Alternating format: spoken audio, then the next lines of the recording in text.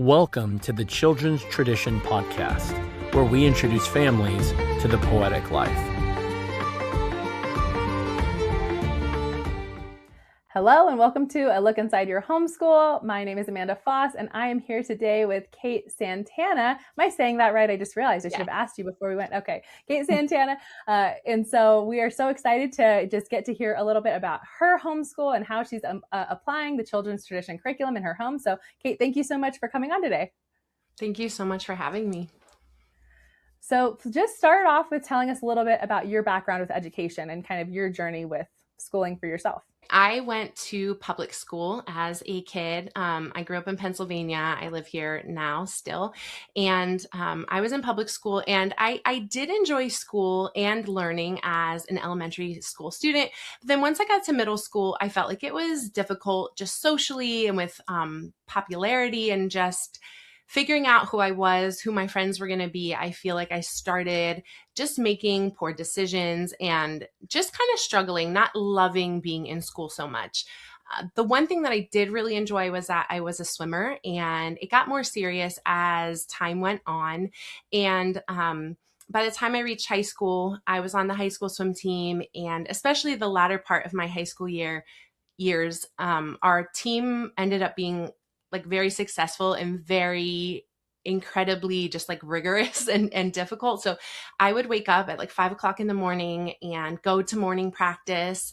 And then I would go to school for 8 hours or however long it was. And then I would have 2 more hours of practice at night. I might have to get out of the pool and lift weights or do dry lands or whatever. I got home really late and just wanted to go to sleep. And so a lot of what I figured out how to do in high school was how to get all of my work done during the school day and never have to bring any work home.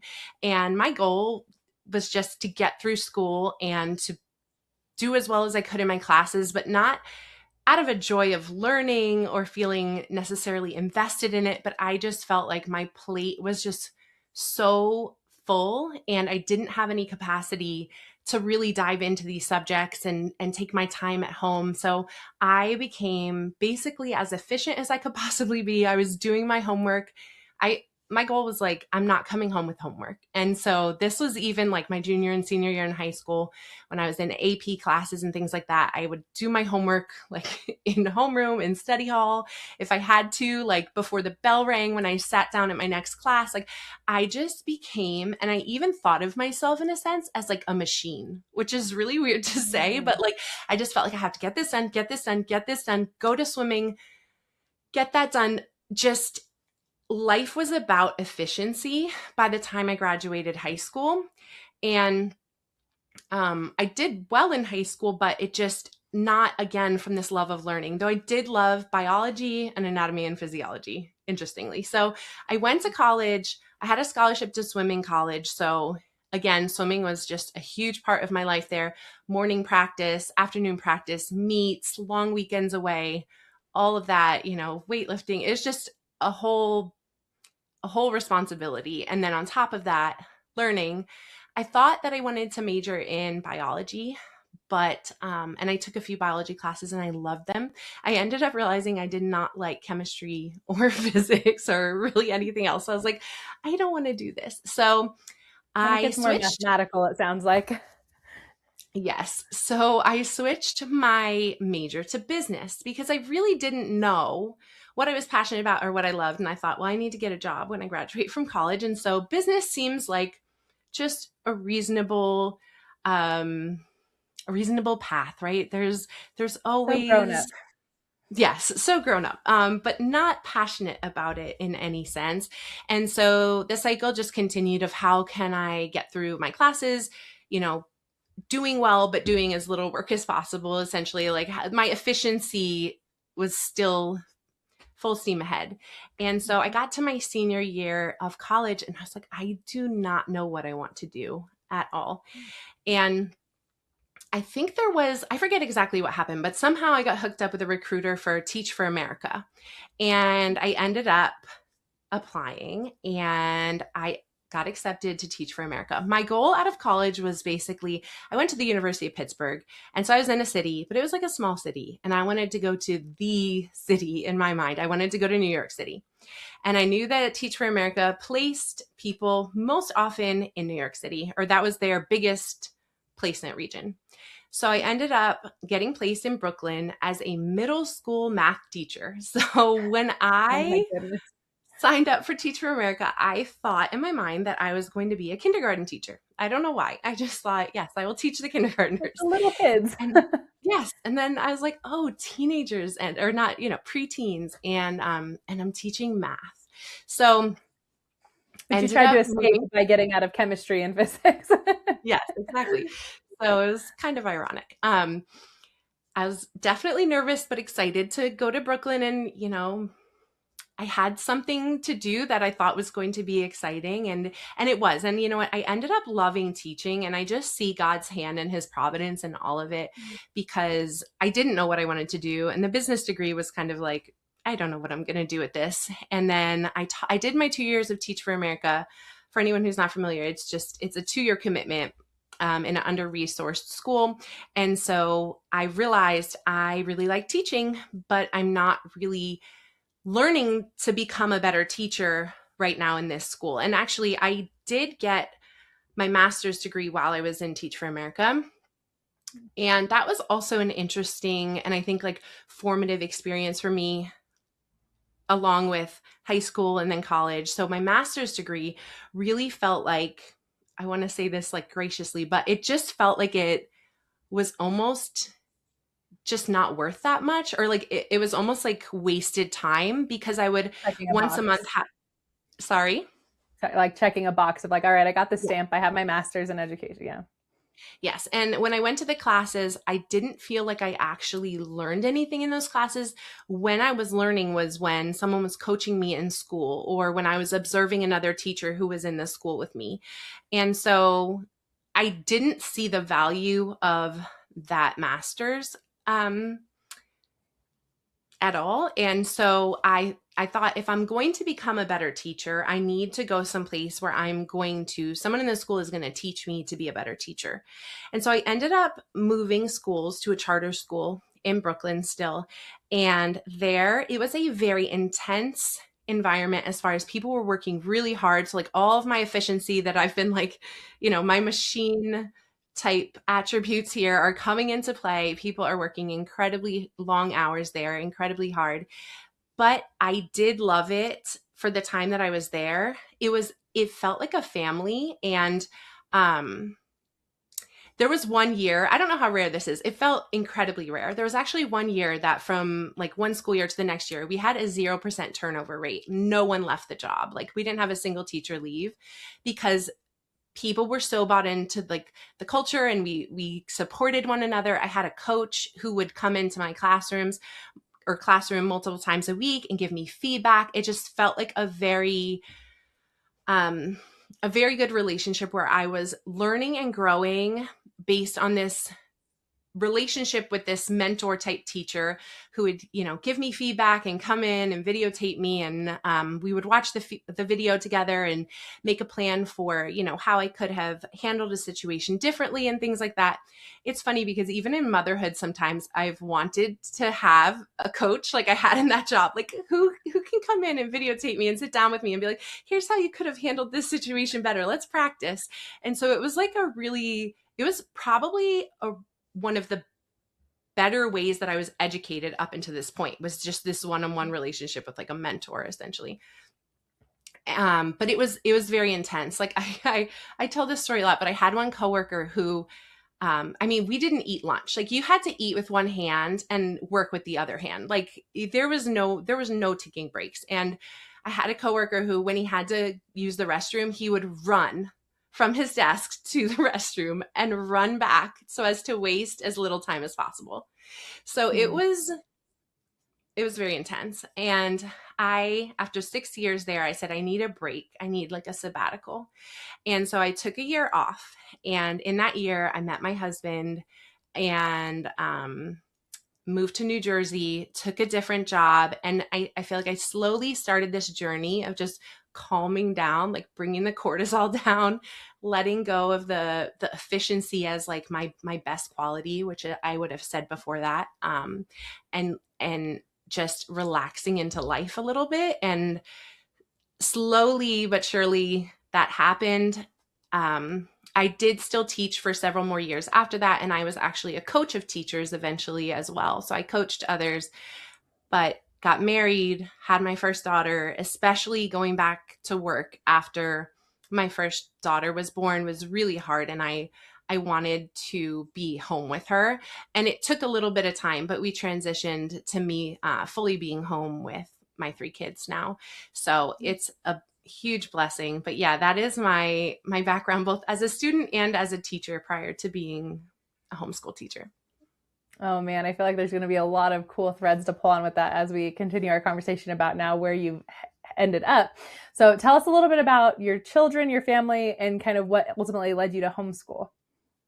Yes. So I was 30 when I took that sabbatical year. So the first 30 years of my life, I'm in like machine mode, right? And so I got married at 33. I had my first daughter at 34. And I think part of the reason why I wanted to homeschool right off the bat, we were living in New Jersey at the time. I didn't know anyone who was homeschooled. I didn't know anyone who was homeschooling. No one in my family homeschooled at the time. My sister does now. But I knew in my heart right from the get-go that I wanted to homeschool. And I think that part of it was feeling like so much of the school day and so much of like my education was, I don't want to say a waste of time, but I don't know a nicer way to say it.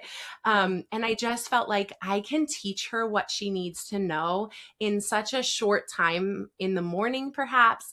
And then we can enjoy her childhood, and we can be out in nature, and we can use the rest of the hours in the day to really just soak up life and to enjoy life. And I think from my own experience where I felt like, I'm just in here to, check off the boxes, to get it all done, to turn in all the busy work, right? To do all the things.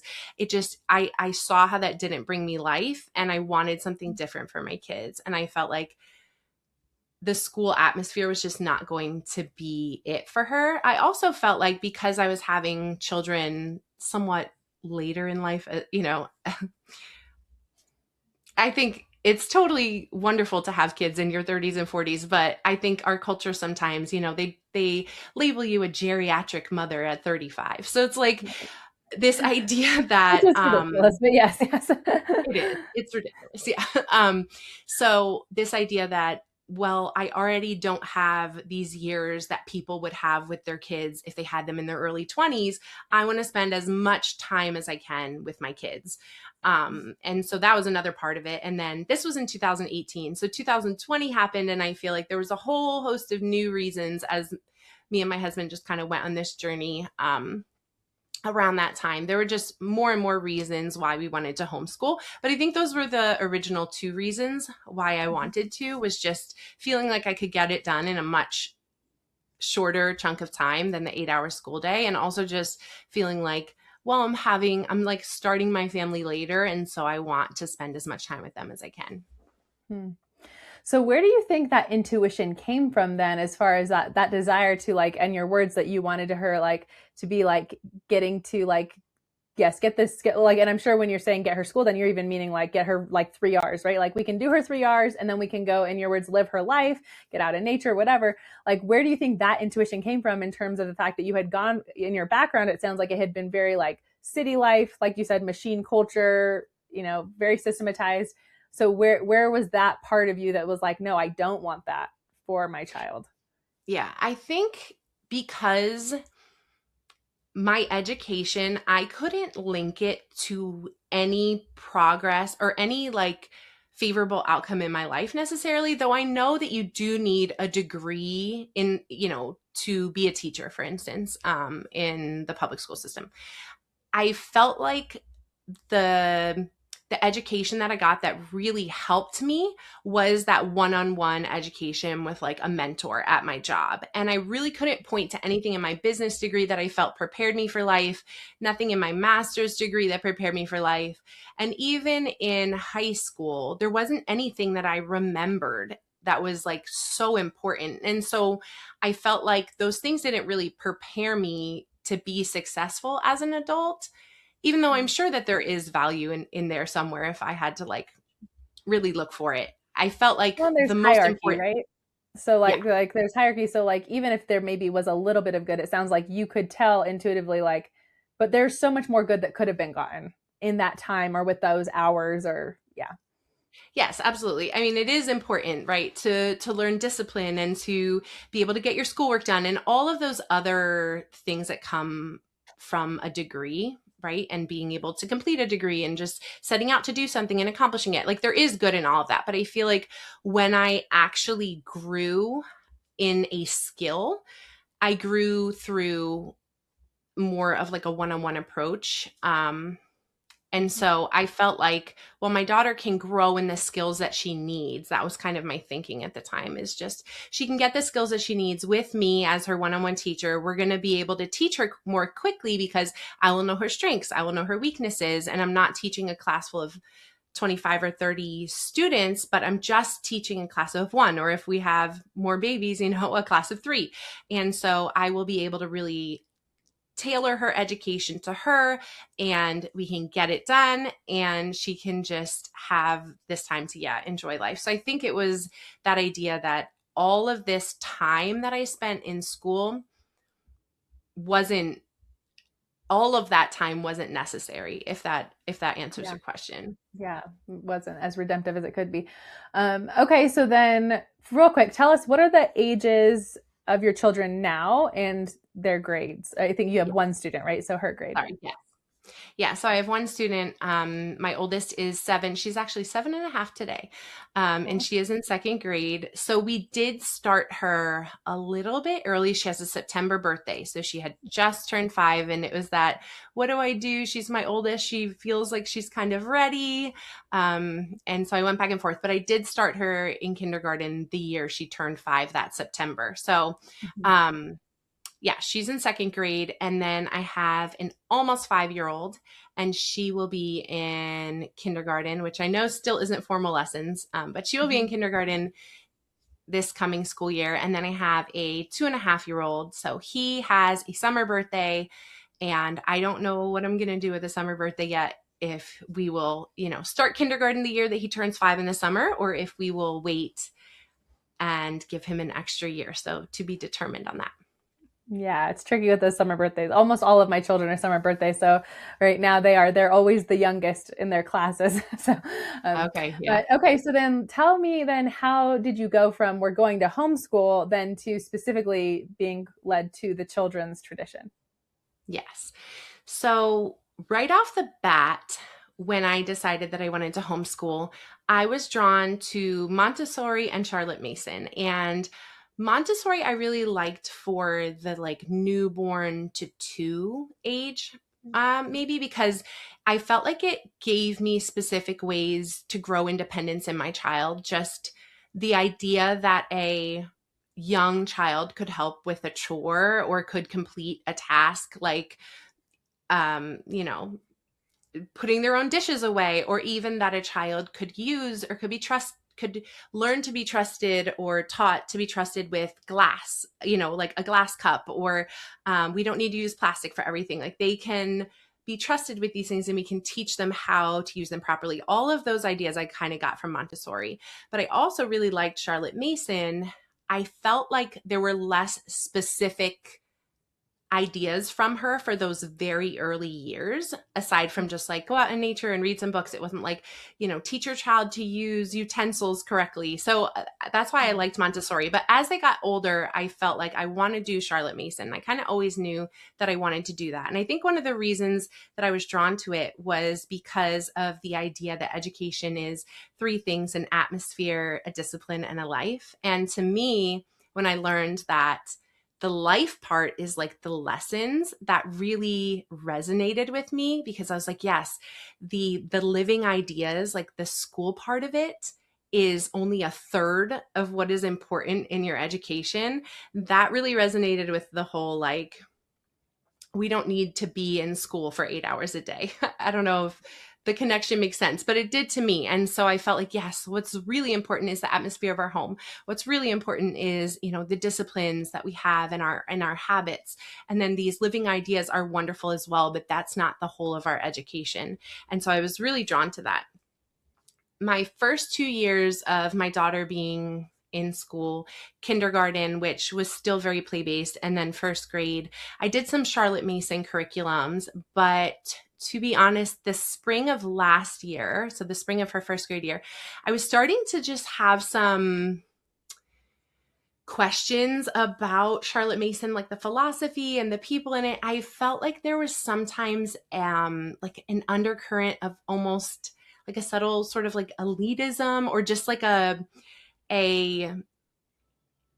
like it was a special club of like the highly educated, and I didn't feel like I fit in there. And I just started to feel like there was maybe even a little like arrogance sometimes under the surface, or some pride, and I didn't know what to do with that. And I started asking, like, will Charlotte Mason philosophy produce a proud child if I use this the whole way through, right? Will it produce arrogance? And how do I reconcile that? It felt almost like some of the content that I was consuming concerning it was a little bit like self-dependent, like I depend on myself, or like self-reliant, in a sense of like, I am, I can, I ought, I will, and just like, I'm going to do it. Like, and there's not that reliance on the Lord and his mercy. And so I was like struggling through these two things through this. And one of the stories that I was thinking about was, and this story has always resonated with me, when Jesus tells of the two men who go to pray in the temple, and the Pharisee is like, thank you, Lord, that I am not like all these other people. I do all the right things. And then the other man says, like, have mercy on me, Lord, a sinner. And I just don't want my kids or me at all to take that attitude of like, thank you that I'm not like all these other people who are doing it this other way. We do everything right here, but like we need the Lord's mercy, and we need the Lord's mercy every single day. And I kind of think of like, I am, I can, I ought, I will. And I know it's kind of like, I don't fully claim to understand exactly what she was saying there, but like, I am going to mess up without the Lord. I cannot do it without him. I ought to remember to ask for his mercy every morning. And like, I will need forgiveness every single day, And so just this desire to see my kids grow in dependence on the Lord and see me depend on him. And so I was just like wrestling with that a little bit. And I heard about the children's tradition. I actually wrote this part down because I wanted to share it exactly. I went and looked up your Instagram, and I looked at the very first caption, and it just totally captured my heart in every way. I felt like it described exactly what I wanted for my kids' education. It talked about the education in the end, like leading to worship. And I was like, yes, this is exactly what I want. And then, you wrote this towards the end. It said, we pursue all of this in a culture of love and humility, recognizing that an education that stops short of love or boosts the ego of our students is not worthy of the name classical Christian education at all. And that sentence won me over, like completely. I was like, yes, I do not want to boost the ego of myself or my children. Like, it's all love is the end goal. And this love and humility was so important for me at that time. I was kind of like wrestling through that. And so the more I researched the curriculum, the more it felt like just the perfect fit. The more I learned about poetic knowledge, it put words to what I was always hoping for my children, and even for myself, to be honest. And so it completely won me over. And I will say too, that this curriculum or this year has felt more aligned to that, like, Lord, have mercy on me, and not like, oh, well, good thing I'm doing everything right, and not to say, I know people don't do that on purpose, and it's not like, it's absolutely not an in-your-face thing, but I feel like sometimes I just was feeling that, like, check the box to get it all right. And if we just do all the right things, then our child will will grow up perfect, right? And it felt kind of like the need to get it Implement the all right right. method. Yes, was Right? gone. So that's Rene Descartes. James Taylor talks about that Descartes, who was in the 1700s, right, introduced this idea that truth is reducible to method, right? That if you just have the right method, you will arrive at truth. And I think it is interesting. I recently reread Philosophy of Education last year when I taught a class for CRC Institute on John Senior and Charlotte Mason, and kind of going back and forth between the two of them and their ideas. And obviously, I adore Charlotte Mason. I think she's an incredible educator, as I know you do, right? We have such a high esteem for her. But I think what you're getting at is what happens when we have the cult of personality, right? So, you're not the only one who has seen that. I think, unfortunately, for better or for worse, some of the Charlotte Mason onlyists, we might say, have gotten a bad rap for being this, because it is this idea of like, well, Charlotte Mason had the perfect method. And so if we can implement her perfect method, then we will achieve that perfect education.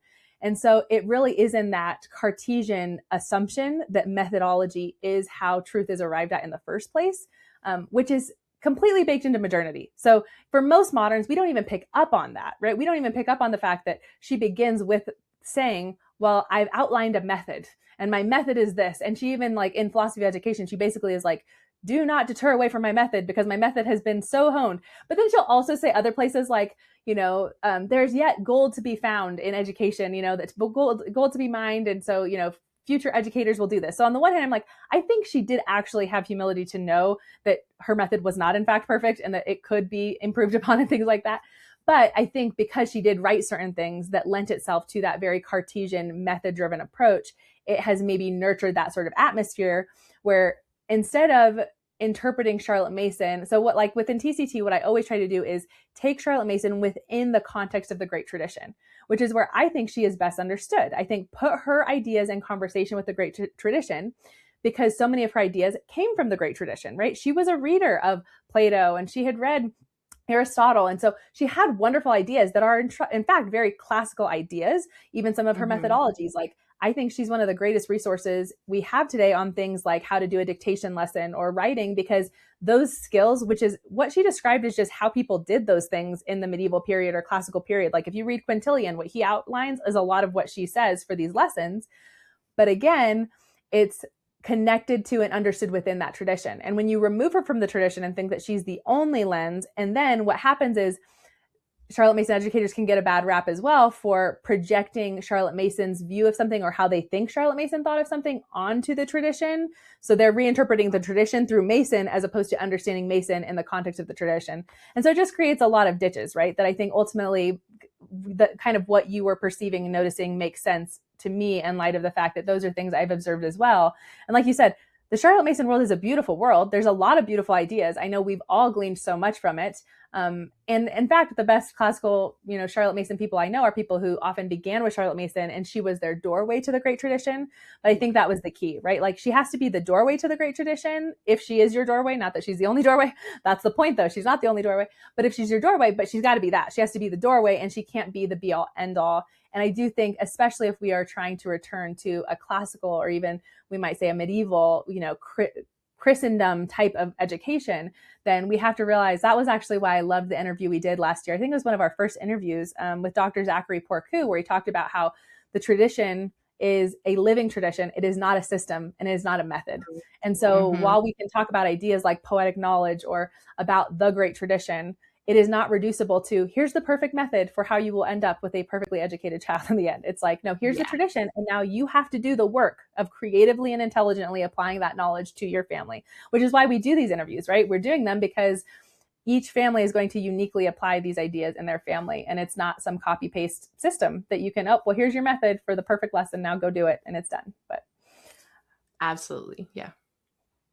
You just gave me an opportunity to give a little, mini sermon. So thank you for that. No, just kidding. Yeah. No. But so then you pick TCT, you're doing it. So now what does a day in your family's life look like? Okay. So, yes, we, at this point in time, and it differs a little bit if I'm waking up before my kids or if they're waking me up. I don't know what happened after daylight savings time, but my kids are waking up earlier than ever. So it's like sometimes before 6. So it's like 5:45 to 6:15. I'm getting up with the first child who is up. And so I'm not getting like a quiet start to the morning by myself. I'm getting the start with my kids, which is totally fine. We come down and they pretty much know the routine that I make a pretty like hefty breakfast every day. My husband only eats breakfast and dinner. He just doesn't bother for lunch. So it has to be like a really, really good breakfast. So the kids usually go and sit in front of the fire if it's cold and just get some books and start reading, or they'll color, and they're waiting for me, and I'm making breakfast. And honestly, as breakfast finishes for the kids, they get their plates while they're reading or coloring or whatever. And then me and my husband usually get to spend some time in the kitchen just talking because the kids are eating. So we connect before he goes off to work, and we eat our breakfast kind of together in the kitchen. And then I will go and sit in my little homeschool chair, my cozy chair. That's actually my mom's old prayer chair, like passed down to me. So it's super special and wonderful. And I go and sit there and read my Bible. And a lot of times the kids will join me and I'll read out loud. Sometimes they're so engrossed in what they're doing that they don't join me. But after I get my time in the Word, I invite them to join me. Okay, let's start our morning time is what we call it. And so we open with prayer, and then really morning time is a time for them to just receive and be fed, it feels like. And it's really nourishing for our family because it just starts the day off so beautifully for us, and they're not producing a whole lot. I might ask my daughter for a narration or two, and she does do her memory work at that time, just like reciting whatever verses we're memorizing, and we're doing the catechisms at that time. But other than that, she's listening. We read from the Bible. We do poetry and fables, which we have never consistently done before this year. And it has been so life-giving. Something so simple that I didn't even realize the kids would love so much. They constantly ask, like, no, more poems, more poems. I mean, they do not want the poems to end. We found some really beautiful poem books recommended in the curriculum. So absolutely love that part of the day. And then after the poems and the fables, and we do the memory verses, catechisms, then we will read a rotating list of either like the historical fiction reads, or we were doing the parents assistant for like half of the year. I did let it go the second half of the year. I may add it back in. But we are doing, sorry, I just have it written here. Nursery rhymes. We're doing Psalms. We are reading our geography book. I'm trying to think what else. I have started doing novels at this time too. In the beginning of the year, my youngest couldn't really handle the novel at this time too, but he has gotten used to me reading a chapter in the novel now, and he'll just play near us. So because he's able to handle it, I have it in the morning. I was doing it at nap time, but he's listening now. And so in his own way. He actually surprises me in what he hears. Like when we were reading the Jungle Book, the one day he was telling me about some of the characters in the Jungle Book, and I was like, wow, you're listening? Like, it's just so amazing to think that he's soaking up what my oldest two didn't get at his age. Like I wasn't reading these things out loud to my daughter when she was 2.5, but he's hearing all the poetry and the fables. So it's just really cool. But yeah, they're just really doing a lot of listening in the morning, and we're starting our day off that way. And then after morning time Hold on, I have to go back. So it's your 2.5-year-old who is telling you about the Jungle Book? Yeah. That is impressive. He was like, seal in the Jungle Book. And I'm just like, what are you saying? And I'm like, yeah, there is a seal in the Jungle Book. Like he was just naming the animals. He wasn't like necessarily telling me the plot. I think he was telling me something about the tiger though. It was a few months ago, but I was, really whatever precious. He told me, I was impressed. Because I didn't really think he was listening. I thought he was just like playing with his trucks, you know, but he's taking it all in, and he recognizes the routine.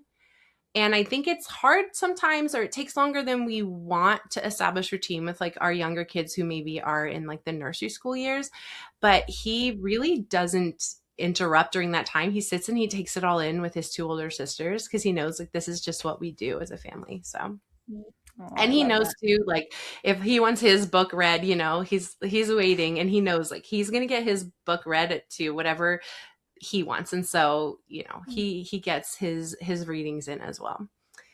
Oh. After that, I normally put on a Spotify playlist that I make for each term that includes folk songs, nursery rhymes that we've read as songs. It has hymns, it has catechism songs. It might have a few other things. Oh, I should mention too that my daughter actually goes to a hybrid Charlotte Mason school 2 days a week. So, yeah, I can talk about that a little bit later, but this is like what my at-home days are like. She also memorizes folk songs, hymns, poems, and Bible verses there. And so I like to add those to my Spotify playlist at home so that she's hearing them. She's also doing piano recently, and she's learning some like classic songs on the piano. And so I add those to my Spotify playlist so that she hears what they're supposed to sound like. So that when she goes down to play them on the piano, she has a better idea of what they sound like. So it's just a whole conglomeration of a whole lot of things, but we put it on while we're just getting ready, while we're changing our clothes and going upstairs and getting ready for the day. And it's been amazing to see that there's no direct instruction with it. But if I put it on every day, pretty soon they are singing along. They are enjoying the songs. They've learned the songs just because they're the soundtrack of our morning, essentially. And so that's been really wonderful and cool to see them really enjoy these songs and ask, oh, put that one on again. They really do listen, even though I'm not like, sit down, we need to listen to this right now. It's just like a natural part of our morning. So then we get changed. If the weather is nice out, which we're just coming out of the long winter, but in the fall and hopefully in the spring, we try to get out of the house for the rest of the morning. So this could be depending on how early my kids wake up, we could be getting out before, between 8 and 9, like 8:30, head out the door, either to the park. We live really close to a trail that we can actually walk to from our house, which is really nice. And on that trail, we can get to playgrounds, we can get to the library, we can get to family members' houses a little bit farther down. And so we ride our bikes or we walk or whatever it may be. But we try to be out and be outside, burning as much energy as we can, honestly, in the morning before lunchtime. Mm-hmm. And then we come back for lunch, have lunch, and my son goes for his nap usually around like 1. He has sort of like a later, I don't know if that would be considered a later nap. It feels late to me. Between like 1 and 1:30, he goes down for his nap. And that is when hopefully my oldest daughter has gotten some of her energy out in the morning and gotten to play and maybe see friends and do park meetups. And so she's ready to kind of sit down and do her more like the production. So she has to do her math, her copy work. She reads her chapter book to me at that time. I may read to them if there were some things I wanted to get done in the morning that I didn't get done yet. But she's doing a lot of her more like heavy lifting or her more like the heavier production stuff in the afternoon when the energy has already had a place to go for the morning time. Mm-hmm. So, sorry, I'm just looking down at my notes here so that I don't forget anything. There is still a lot of like unofficial learning that we do throughout the day, which is one of the reasons why I really love this curriculum, because the past 2 years, again, I tried these other Charlotte Mason curriculums, and honestly, I had great plans and they like basically all fell to the wayside and I became like an unschooler. I was just like, I can't do this. And so I just felt like, well, her life is her school. We read lots of books. We do lots of art projects because she loves art. We listen to music and do a little math here or there. But this year, I feel like we've been able to stick with a structure that still feels like it's just a part of our life. And so she does like her clay model, they have clay that they just organically like to do. We have watercolor and they're constantly trying to do art. And my daughter absolutely loves the piano. And so she's doing that a lot. So there are these other things happening during the day and picture books and just lots of school that's not planned necessarily, but it's just kind of always there and always tends to happen. And also we're blessed to be near both my parents and my grandparents and my husband's parents. And so they've got 6 grandparents within 15 minutes. And so we try to do weekly, they get weekly one-on-one time with their grandparents and seeing lots of family. I feel like that's really important to me. And so sometimes they don't even get to their lessons just because they have a day, an afternoon with their grandmother and doing arts and crafts with her or doing something else. And so a lot of that happens during the week too. Well, that's really the inculcation of piety, right? We talk about that in TCT. If you don't have an atmosphere of piety, which is a respect and honor for those who are older than you, those who have gone before you, then, that is where the humility often comes from, right? Is that humble recognition of, oh, I should love and honor my grandparents. I should love and honor, the past. So that's beautiful. I love that you understand how important that is. It's important for all of our children's lives, but I think especially young children, they're so open to it. So like if you give it to them from a young age, then they can it just goes into their bones, right? They just know, well, of course, family is important. Grandparents are important. Absolutely. Yeah. They love all their grandparents and we're so blessed to have them around and have them in their lives.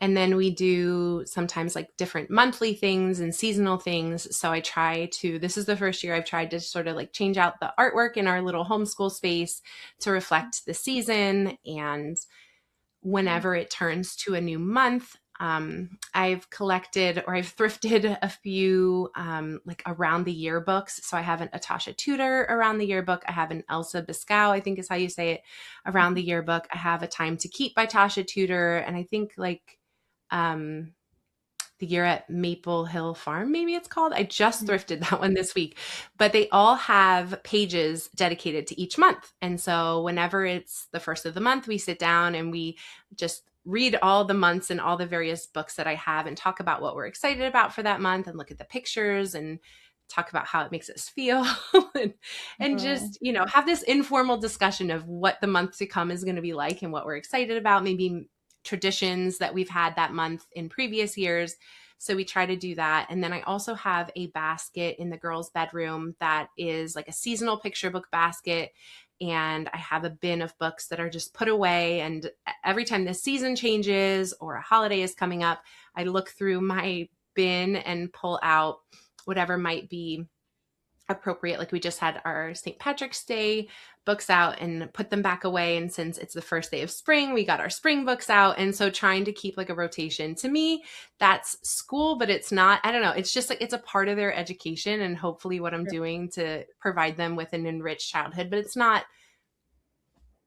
it's not like formal studies.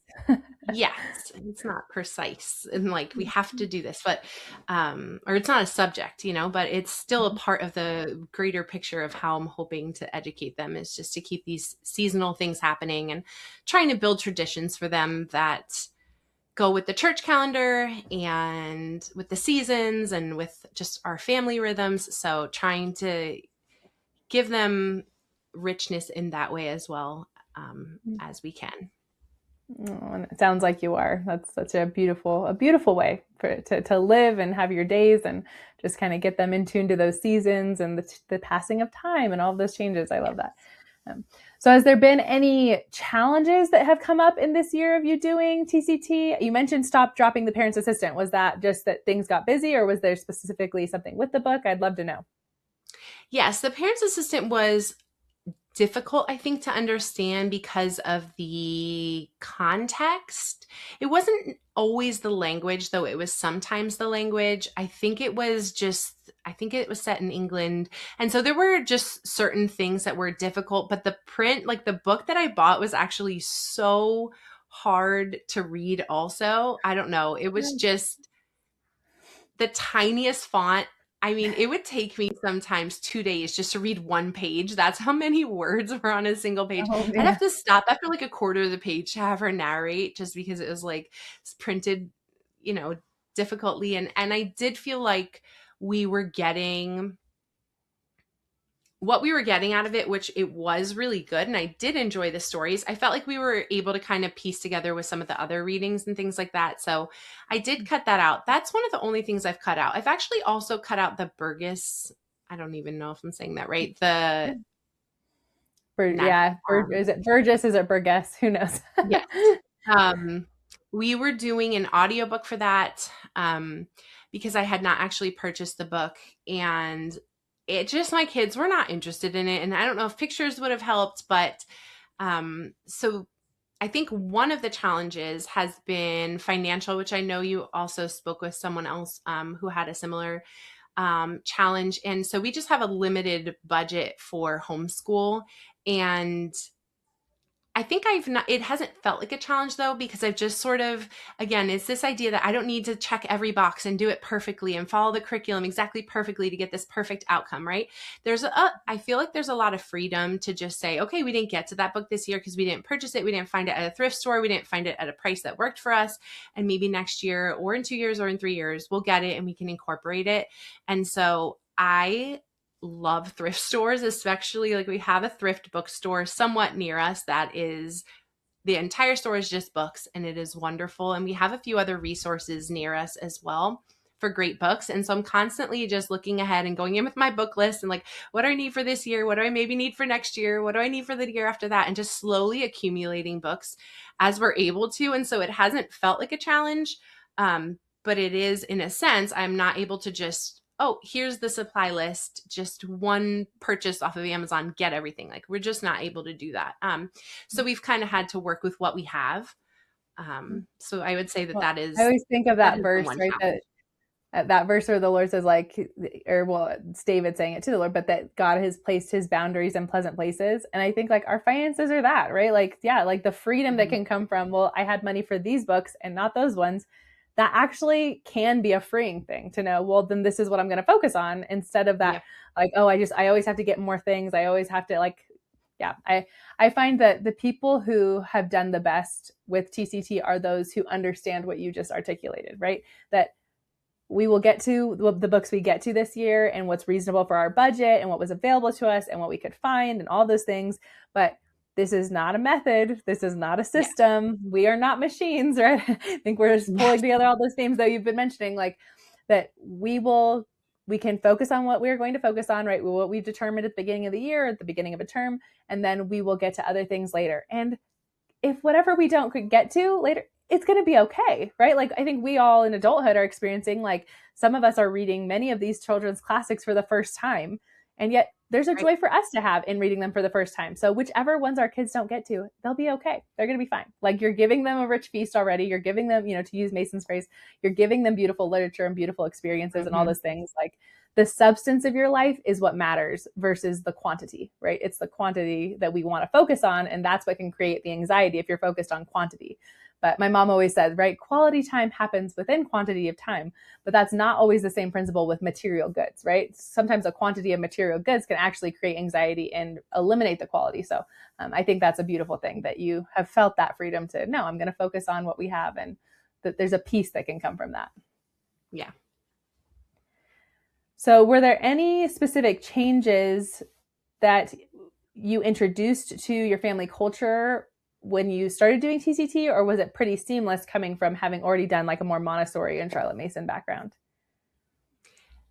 There were some changes. I would say that, again, even though I tried to do Charlotte Mason the past 2 years, it ended up being a little unschooling-ish of just, especially my daughter was in this hybrid school last year also. So she got 2 days a week of some things at school. And so I felt like, hey, she covered most of it at school. I need to do a little bit here and there with her, but we're just going to enjoy what is around us in nature, in our family, and good books.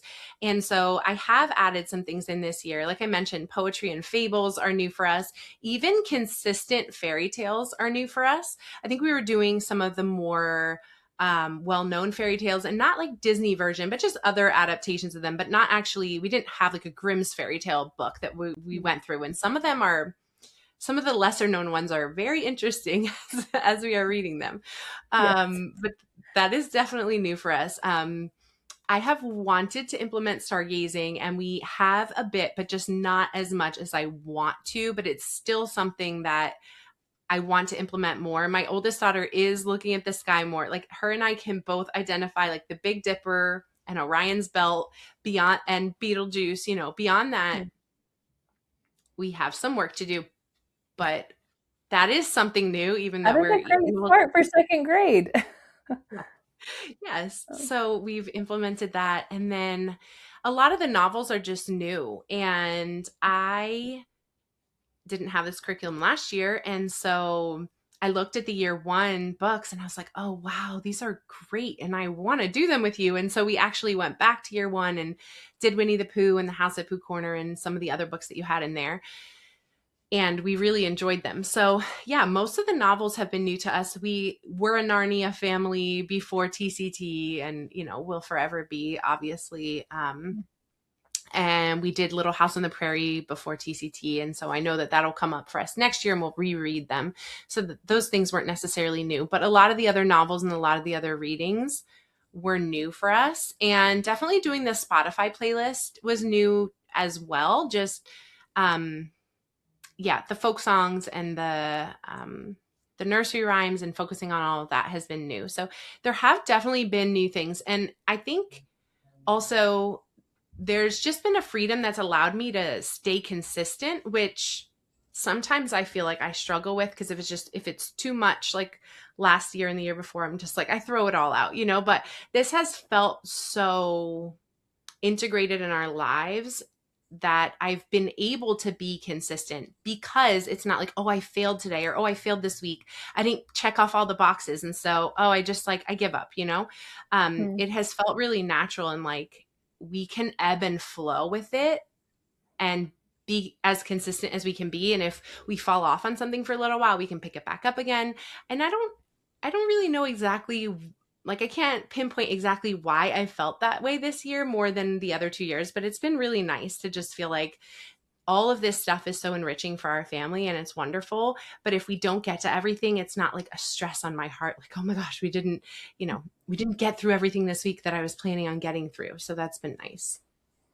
I mean, I think I do wonder how much of that is, I think if you understand poetic knowledge, which then casts a light of the value of everything you do, right? It's not just a value on the books, it's a value on your whole lifestyle.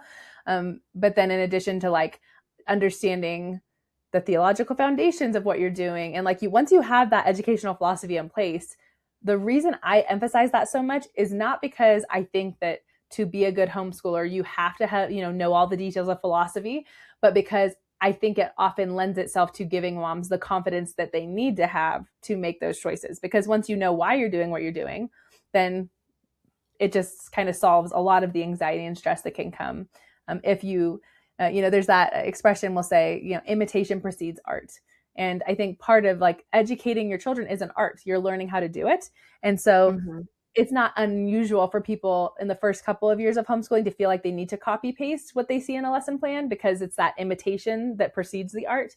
But what's beautiful to see, and I think you probably got there more quickly because you did have a background as a teacher, that you more quickly got to that place of, I don't have to just imitate, copy paste the lesson plan. I can, oh, no, we didn't do those books. I'm going to go back and read those books. And even that, the moment you break the lesson plan, I feel like it can free you, because you realize, well, then now we're just doing what I'm choosing to do.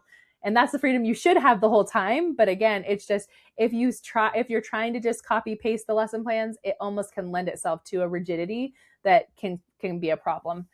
So I'm glad that you're experiencing that and doing that. Oops, I just hit the table. Yes, I agree. I think that the philosophy part is so critical, and I was just eating it up. As I got the curriculum and was able to read it, I do think that you're right. I think that freedom really comes from, or the philosophy lends itself, if you can take that in. And I'm still learning about the philosophy for sure, but I feel like even the parts that I know are, even me. Yeah. Even the parts that I do know have really allowed me to feel that freedom, and I can let the rigidity go. It's not needed. That's beautiful. So what other things do you have? Because you mentioned your daughter's in a program 2 days a week. Are you incorporating any other outside materials into what you're doing besides just TCT? Yeah, no, I haven't felt the need to add anything to it. And as I was thinking about this, I thought about how if there's anything that I ever feel like I need to add or I need to change about my homeschooling, it's really not that, oh, this curriculum is lacking something, and so I need to add a little here, or do a little more of this, or do a little more of that. I feel like it's more introspective for me, in a sense where I'm like, oh, in order to raise my kids well, like I need to work on my anger, or I need to work on my self-control. You know, like it's me as a mother teacher being like, it's the atmosphere of my home. That's what could like use a little tweaking right now. Or it's my disciplines, it's my habits that could use a little tweaking right now. I have not felt this year at all like, oh, it's the curriculum that needs a little tweaking right now. Because again, if we go back to Charlotte Mason, the 3 pillars, like we know that education is more than just the curriculum part of it, right? And the books and all that. It's the atmosphere, it's the mother teacher as well. It's the habits. And so those are the things that I feel like I focus more on as far as like, I want to grow in this. I haven't really felt the need to add anything to the curriculum. No. So then, has there been anything besides adorable 2-year-olds who can, tell you about the Jungle Book? Has there been anything that has surprised you about trying to implement the poetic mode? Or yeah, I think the first surprise was just how easy it has felt this year, which we've kind of already talked about, but it really does feel like a way of life in a lot of ways, and that has been so just necessary and wonderful for our family. I'm also surprised on the journey that it kind of put me on when it comes to learning about like the early church and church history, and kind of have gone down that, I don't want to say it's a rabbit hole, but just learning about all of those things. And I think that the curriculum definitely aided in that. I also just think like the church at large is kind of like going through a wave of that right now, I guess you could say, where people are going back and trying to figure out what has happened in early church history and all of those things. But I think the curriculum has definitely aided me, and even being in the tool shed has made me very curious about things that I have not been curious about so much before this year. And so that's been really interesting, just getting a church history book and reading it. And yeah, I feel like the curriculum has definitely influenced me towards that journey. And then the other thing that surprises me is how niche this still kind of feels, because I talk to every mom that I know about this, and I feel like it's hard for people to let go, perhaps, of the idea that school just needs to look a certain way. Even homeschool needs to look a certain way. And I have definitely found a few like-minded friends local to me,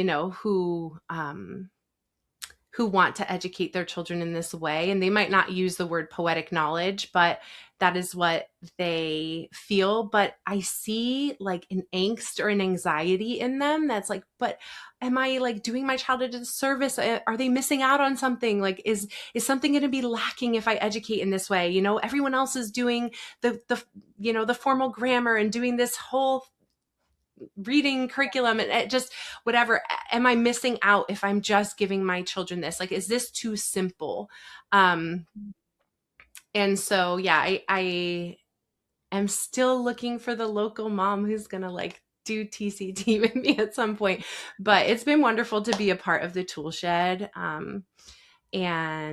And find a lot of like-minded moms on there too. But yeah, even my daughter going to a Charlotte Mason school, right? There's tons of families there who, at least in some part, are bought into the philosophy, but I still haven't found the right person who wants to like commit to the poetic way of educating their children just yet. But I pray that it catches on, because it's been so life-giving for us. Oh, yeah. That's something Patrick and I spend a lot of time thinking about, like, how do we make this understandable, like bridge the gap, right? Because once you've experienced it, it is almost harder, right? Like the longer you've experienced it, the harder it is to come back and try to articulate what that path was like. Like you're trying to go back and think the way you would have thought, or think the way people think about education. But it's worthwhile. It's a worthwhile thing to do, because we want more people to know about it and experience that life-giving, just that breath of fresh air that once you understand poetic knowledge, and again, just the way that's not just an abstract idea, that's rooted in a historical understanding of how Christians viewed knowledge. And of course, even, pre-Christians in antiquity. But again, I mean, then you could go back to the Old Testament and then like, nope, that's how they were talking about knowledge too. So really it's just, human beings, but especially the Christian tradition for thousands of years. But yeah, there's so much richness in it. And of course, when you've experienced a richness, you want others to experience it too. So yes, absolutely. But it really has been a breath of fresh air for our family. It really, like you just described it. Yes, it's been so wonderful. And so I'm going to keep sharing it with everyone that I know. All my friends have heard about it at this point. And, Well, I think everyone comes to it on their own way. Sorry. No, you're good. You have a YouTube channel, right? Yes, I do. So we don't usually I don't think anyone I've interviewed so far had oh, well, Mackenzie, actually. I think Mackenzie did. But besides Mackenzie, you're the first. So let's make sure to mention that. Okay. I will end with asking you a piece of homeschooling advice you've heard, but go ahead and tell us also then after that where we can find you on YouTube. Okay. Will do. So the piece of homeschooling advice that has helped me is something that my husband has said to me before, and it's actually not exclusively homeschool advice, but it's this idea that we cannot save anyone or force anyone to believe in God, right? Including our own children. We cannot be responsible for their salvation. But like the scripture says, we can plant and we can water, but it is God who gives the growth. And so my husband has told me a similar sort of like analogy or picture that has really helped me, which is just gathering the kindling and praying for God to send the fire. And so thinking of it as like all the truth and the goodness and the beauty that we can accumulate and just making as big of a pile of it as we can. And we cannot start the fire, right? But we can gather all the kindling and make that pile as big as we can with as much goodness and truth and beauty as we can give to our children. And then we pray. And when that spark does come, like if you have created this beautiful pile of kindling of truth and goodness and beauty, the fire just, erupts. And so it's really this idea that we cannot save our children, right? We can't educate them so well that they're not going to need a savior. Every single one of our children is going to need the mercy of God and is going to need a savior. It's going to need to be saved from their sins. And so we can accumulate all of the truth and the goodness and the beauty that we possibly can and lay it there so that as God brings life to that hopefully there will just be a blazing fire for the Lord in the end. So that is a good reminder to me that, I can't control the outcome of my children's lives, but I can just gather as much kindling as I can for when God sends the fire. So that's my, that helps me on days when I feel like I could totally tend towards wanting to control things or wanting to control outcomes. And I feel like that's a natural human thing, is wanting to control an outcome. But we're not called to control the outcome, but just to do our part of what we can. And God is in control of the rest. And you can find me on YouTube at Sweet Home Santana. Maybe we can link it down below or something. I think if you just would put in the search bar Sweet Home Santana, my channel would probably pop up. So yeah. We'll definitely link it. And thank you so much, Kate. You've shared so many beautiful insights into not just your homeschool, but just thoughts for us to think about education. So thank you so much for coming on today. I really appreciate it. Thank you.